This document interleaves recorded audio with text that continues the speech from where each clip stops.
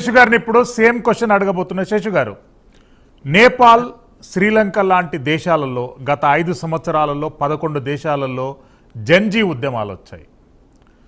ఏ దేశంలోనైతే జంజీ ఉద్యమం వచ్చిందో అక్కడ ప్రజాస్వామ్యం ఫెయిల్ అయింది.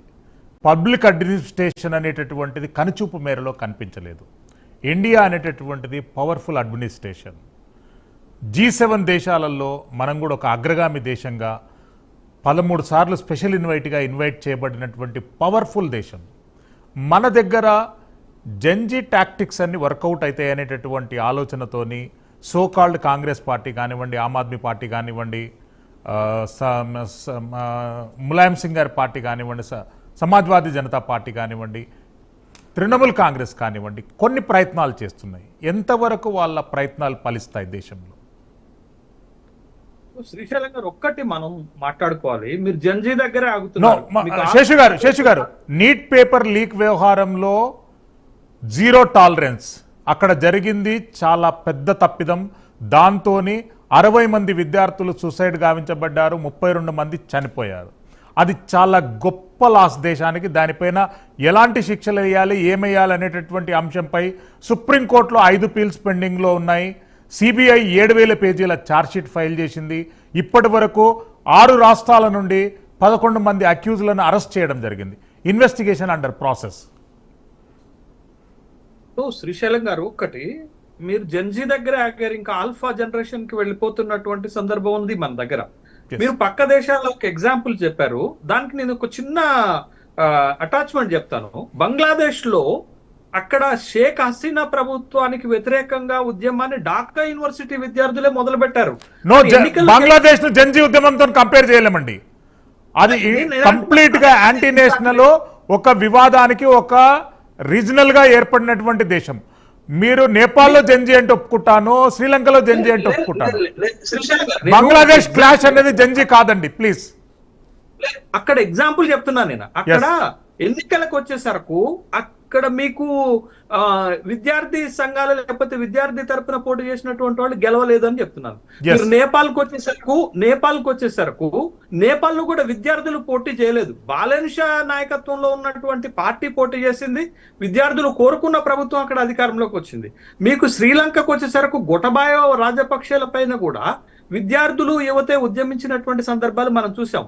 బట్ ఇండియా కాంటెక్స్ట్ లో అవి అట్లుంటాయని నేను అన్నాను. కానీ ఒక చిన్న ఎగ్జాంపుల్ అండి, మనం ఇప్పుడు అసలు నీట్ పేపర్ లీక్ కాలేదు, పరీక్షలు పకడ్బందీగా జరుగుతున్నాయని అనుకుంటే ఈ ఉద్యమం వస్తే సిజేపీకి ఇంత బలం దొరుకుతుందా, ఇంత మద్దతు దొరుకుతుందా, ఈ వర్గాల నుంచి వాళ్ళకి మద్దతు దొరుకుతుందా అనే ఒక ప్రశ్న వేసుకుంటే, మనం సమస్య ఉంది కాబట్టి ఆ సమస్యని అటెంప్ట్ చేస్తున్నటువంటి వాళ్ళ వెనకాల ఓ పర్టికులర్ సెక్షన్ విద్యార్థులు యువత ర్యాలీ అవుతున్నారు అనేటటువంటి విషయాన్ని గమనించాలా. This is point 1. Point number 2 ఏంటి అని అంటే, ఇప్పుడు మనం పార్టీలుగా చూడొద్దు శ్రీశైలం గారు.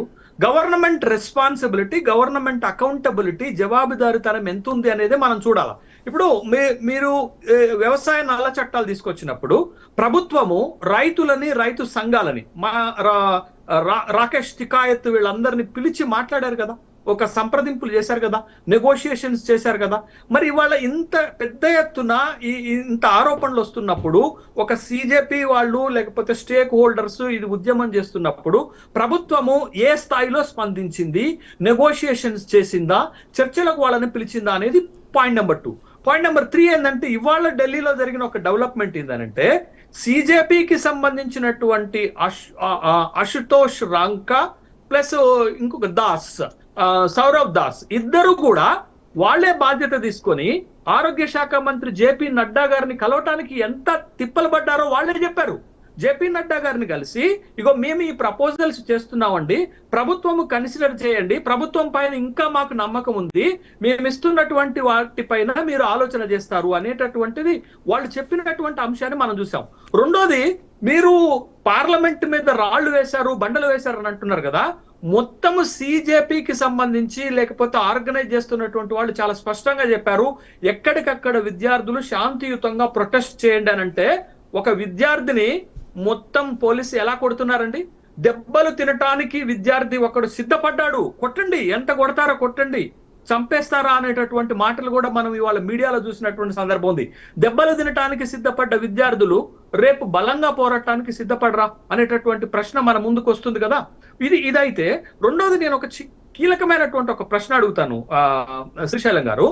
సిబిఎస్ఈలో మూల్యాంకనంలో వాల్యుయేషన్ లో తప్పులు జరిగాయని మొట్టమొదట వేదాంత్ అనేటటువంటి ఒక 17 సంవత్సరాల అబ్బాయి బయటకు తీస్తే ఆ అబ్బాయి పైన మనం వేసిన నిందేంటండి? పాకిస్తాన్ ఏజెంట్ అన్నాం. నిజంగా పాకిస్తాన్ ఏజెంటేనా అండి? సోనం వాంగ్చుక్ ను వదిలిపెట్టండి సార్, సోనం వాంగ్చుక్ ను వదిలిపెట్టండి, అభిజిత్ దీప్కే వదిలిపెట్టండి.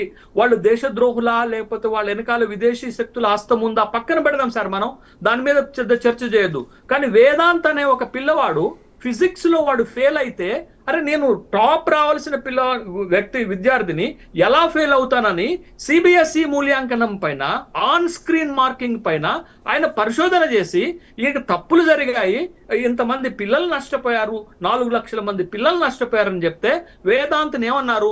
పాకిస్తాన్ ఏజెంట్ అన్నారు. Is it real? పాకిస్తాన్ ఏజెంటేనా? మరి అలాంటప్పుడు మనం దేన్ని నమ్మాలనేటటువంటి ఒక ప్రశ్న వేసుకుంటున్నటువంటి సందర్భం ఉన్నది. ఇవాళ ప్రభుత్వం ఏం చేస్తుందంటే పిల్లల భవిష్యత్తుకు సంబంధించినటువంటి ఈ అంశాన్ని రాజకీయ అంశంగా చూడటం తప్పు. రాజకీయ అంశం కాదు, ఇది పొలిటికల్ అంశం కాదు. ఇది పిల్లల భవిష్యత్తుకు సంబంధించింది. ఇదొకటి. ఇంకొక కీలకమైన అంశం చెప్తాను శ్రీశైలం గారు. 2024లో కూడా ఈ నీట్ ప్రశ్నాపత్రం లీక్ అయింది. లీక్ అయిన సందర్భంలో ప్రభుత్వం అప్పుడు కూడా సిబిఐ ఎంక్వైరీ వేసింది. అక్కడ తాగలేదు. దాని తర్వాత డెవలప్మెంట్ ఏంటి తెలుసా? 2024లో ఇస్రో మాజీ చైర్మన్ కె రాధాకృష్ణన్ తోటి ఒక కమిటీ వేశారు.